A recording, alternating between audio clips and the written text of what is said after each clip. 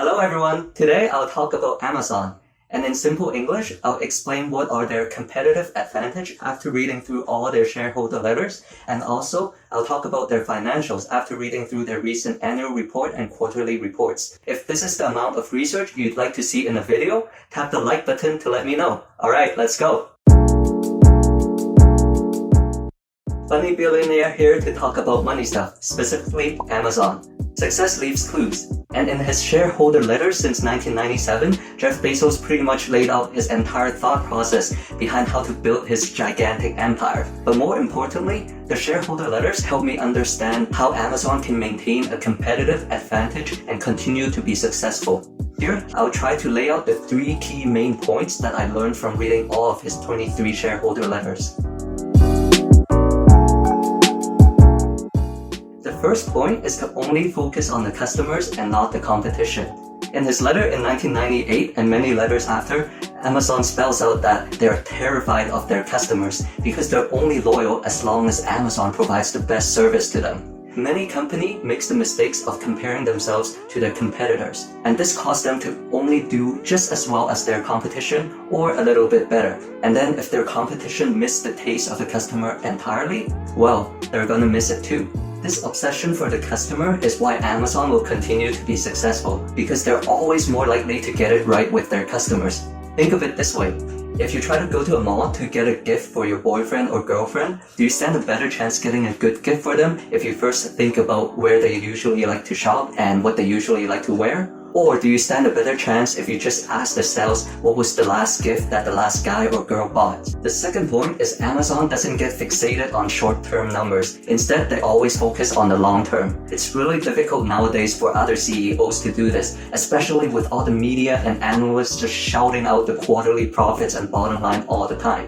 But the best decision almost never makes sense in the short term. Here's a small example. When Amazon first allowed negative reviews on their platform, the vendors were furious and confused because they didn't understand why Amazon would do that, especially when Amazon makes a profit on each of the sales. But the consumers loved it and they trusted the Amazon platform more. So more consumers came to Amazon, and this in turn attracted more vendors to Amazon. And I believe right now Amazon is doing the same thing again with its Amazon Essential products. It's upsetting all the vendors because it's introducing more competition for them. But I think it's better for the consumers because they have more competitively priced products to choose from. This again will attract more consumers to Amazon and in turn more vendors to Amazon. The third key point is that Amazon decentralized decision making and they nurture small ideas. And this is the main reason why Amazon has grown so big and yet it is still a growth company.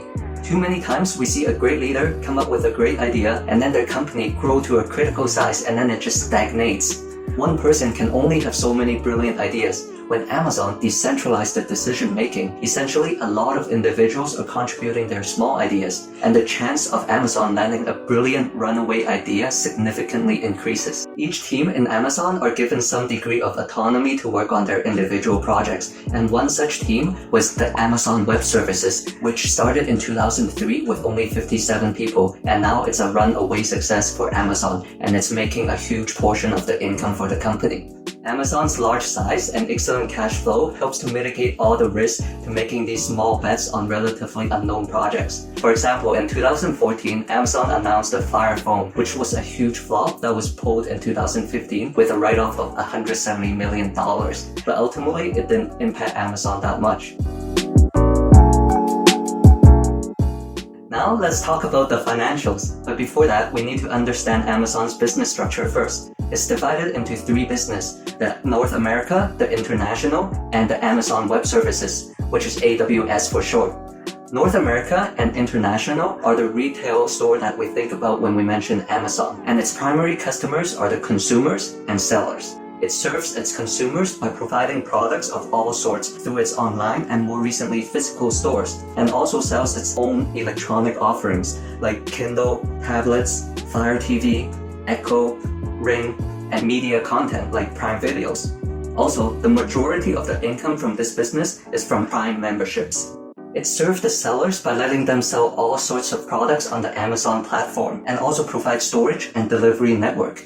It makes money by collecting fixed fees, percentage of sales, or a mix through various programs. AWS is for developers and enterprises primarily, and it also serves government agencies, hospitals, and academic institutions as well by offering a broad set of global computing, storage, database, and other service offerings. Because it doesn't have a big connection to people every day, this unit is less mentioned in the news, but it actually accounts for a huge portion of Amazon's income. To give you a better idea of its size, it serves customers like Uber, Lyft, Grubhub, Postmates, DoorDash, Disney Plus, and Netflix. By the way, speaking of Netflix, make sure you check out my previous video on Netflix. Now that we know more about the Amazon business units, let's talk about their performance over the past 5 years. And there's very little to dislike about their performance. We can see here that the revenue's growth has been consistent from 2015 to 2019 across all the business units, with AWS seeing the largest growths. Then, on the income side, the trends are generally positive, with North American unit seeing consistent increase.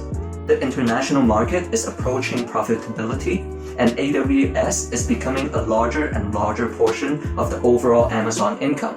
Because Amazon is considered a growth company that invests a huge portion of their income back into the business for growth, we want to look at the statement of cash flow to make sure that it's doing okay on the cash front. A quick look at their consolidated cash flow statement seems to suggest Amazon is doing great on the cash flow as well, as the cash generated from operations is able to cover the cash used in investing and financing activities, with some change to spare too. It's also not doing any share buybacks and maintaining a healthy level of cash. Okay, so we have established that Amazon is a wonderful business worth buying, but as Warren Buffett says, it's far better to buy a wonderful business at a fair price. So the natural question is, what is a fair price for Amazon? And the answer is $9,000! Just kidding. Don't you find it super annoying though when analysts just pull out some number without telling you why? Let me know in the comments down below if you think so too. Now I'll briefly explain how I would calculate to a fair value of Amazon, and you can decide for yourself whether it makes sense or not. I would use the price to free cash flow to growth ratio. Here, free cash flow is the operating income of the company before taking into the tax and also depreciation effects, but after taking into effect the capital expenditure that are used for investing back into the growth of the company. The free cash flow is a good indication of the financial strength of a growth company. This ratio is very similar to the PEG ratio that I used to evaluate Netflix, but this time I didn't use the PEG ratio because Jeff Bezos is known to optimize Amazon around its free cash flow, so I feel like it's a more fair evaluation of the company this way. And again, for this ratio, we're aiming for a value of 1 or less than 1.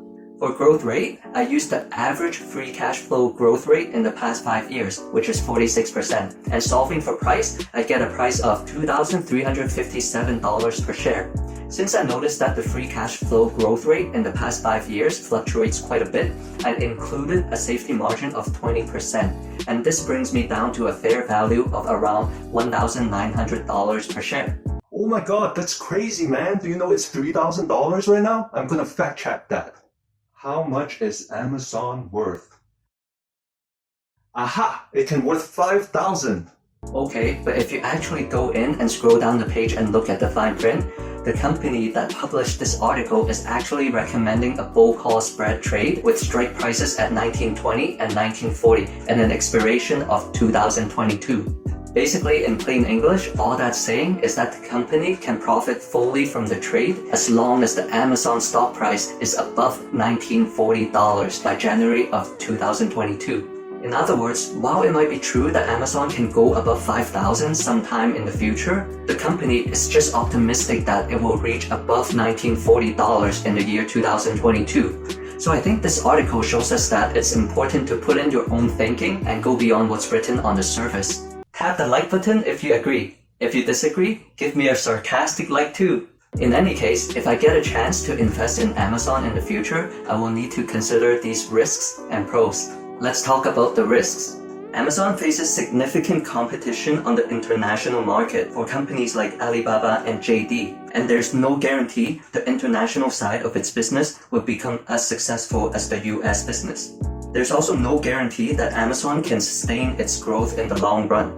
The US and international businesses are highly exposed to trade rules, regulations, and taxation imposed by the US government or local government internationally.